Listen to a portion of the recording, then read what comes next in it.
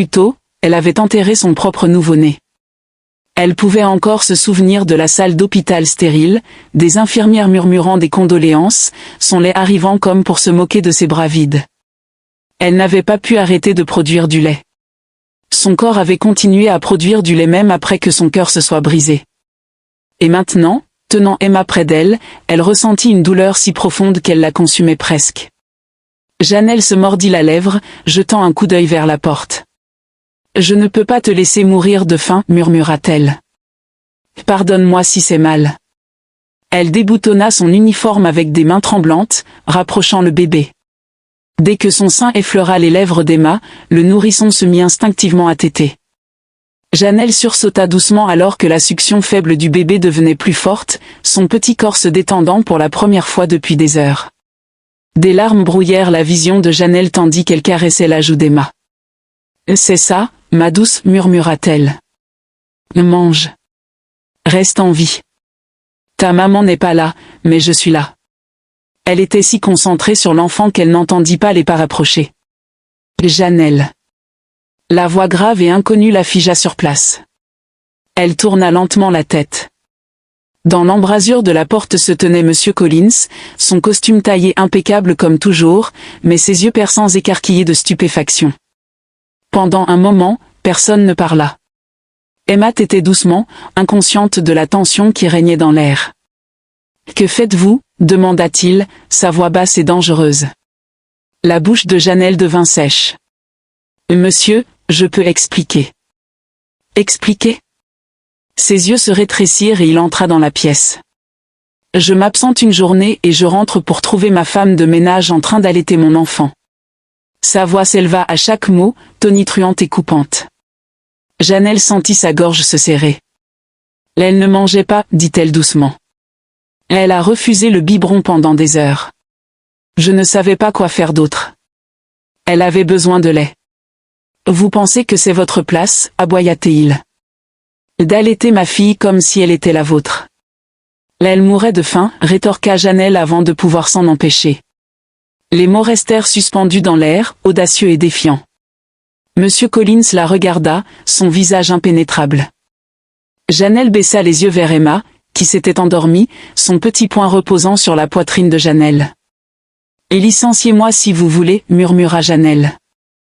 Mais elle avait besoin de moi. » Monsieur Collins prit une profonde inspiration, son expression s'adoucissant pendant un bref instant alors qu'il regardait sa fille.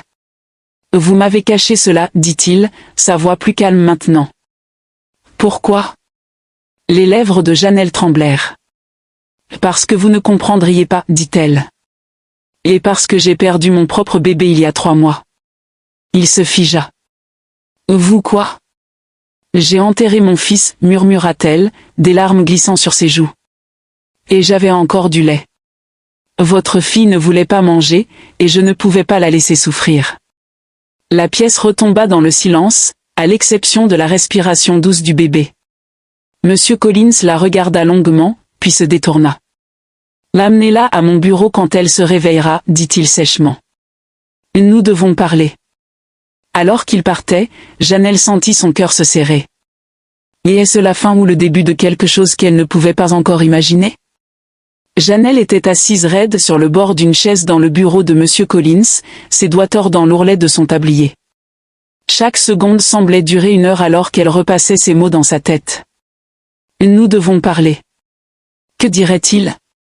Allait-il crier, la licencier, appeler la police? Le son de ses pas lourds lui donna la nausée. Il entra lentement, fermant la porte derrière lui avec un clic doux. Emma dormait paisiblement dans ses bras, inconsciente de la tempête qui se préparait autour d'elle. Monsieur Collins se tint près de la fenêtre, regardant les vastes jardins du domaine pendant un long moment avant de parler. « Vous ne m'avez pas demandé. » Sa voix était calme, mais il y avait une pointe qui faisait battre le cœur de Janelle. « Je n'ai pas eu le temps, dit-elle doucement. Elle mourait de faim. Elle ne voulait pas prendre le biberon. J'ai paniqué. » Il se retourna pour lui faire face, ses traits nets impénétrables. « Vous avez paniqué et décidé de nourrir mon enfant comme si elle était la vôtre. » Janelle avala difficilement sa salive. « Monsieur, Je sais que cela semble mal, mais après la mort de sa mère, elle a refusé tout le monde. Elle avait besoin de chaleur, de réconfort, de lait. J'étais la seule à pouvoir le lui donner. Monsieur Collins s'approcha, ses yeux fixés sur le visage paisible d'Emma. « Et vous ?» demanda-t-il. « Vous n'avez pas pensé à ce que cela vous ferait ?» Les lèvres de Janelle tremblèrent. « J'ai perdu mon fils il y a 3 mois, murmura-t-elle. Je l'ai enterré. Mon corps n'a pas compris qu'il était parti. Je produisais encore du lait. Chaque fois que je le sentais, cela me rappelait lui. Et puis j'ai vu votre bébé souffrir. Je n'ai pas pu détourner le regard. » Silence. Janelle baissa les yeux, craignant de croiser son regard. « Et si vous voulez que je parte, je comprends, dit-elle doucement. Mais s'il vous plaît, ne la laissez plus avoir faim. » Il y eut une longue pause avant que Monsieur Collins ne parle. « Je pensais avoir tout perdu quand ma femme est morte, dit-il, sa voix basse. Mais en vous voyant avec elle, c'est la première fois qu'Emma a l'air entière à nouveau. » Janelle cligna des yeux, surprise. « Vous n'êtes pas en colère ?» Il secoua lentement la tête. « Je l'étais au début, mais maintenant je réalise que je l'ai délaissé, me cachant derrière le travail. Vous êtes intervenu là où je n'ai pas su le faire. » Monsieur Collins s'approcha et effleura doucement les petits doigts de sa fille. « Elle est en vie grâce à vous, murmura-t-il. » Les yeux de Janelle se remplirent de larmes. « Je n'ai fait que ce que toute mère aurait fait, dit-elle. »« C'est justement ça, répondit-il doucement. Vous lui avez donné ce dont elle avait le plus besoin, pas seulement de la nourriture, mais de l'amour. » Il se redressa et prit une profonde inspiration. « Je veux que vous restiez, dit-il fermement. » Les yeux de Janelle s'écarquillèrent. « Rester ? Oui. Pas seulement comme femme de ménage, mais comme personne s'occupant d'Emma, sa seconde mère. » Le cœur de Janelle battait dans sa poitrine. « Monsieur, c'est trop. Je ne peux pas. »« Vous l'avez déjà fait, l'interrompit-il, et je vous fais plus confiance qu'à quiconque. » La nouvelle de la décision de Monsieur Collins se répandit rapidement parmi le personnel. « Vous avez entendu ?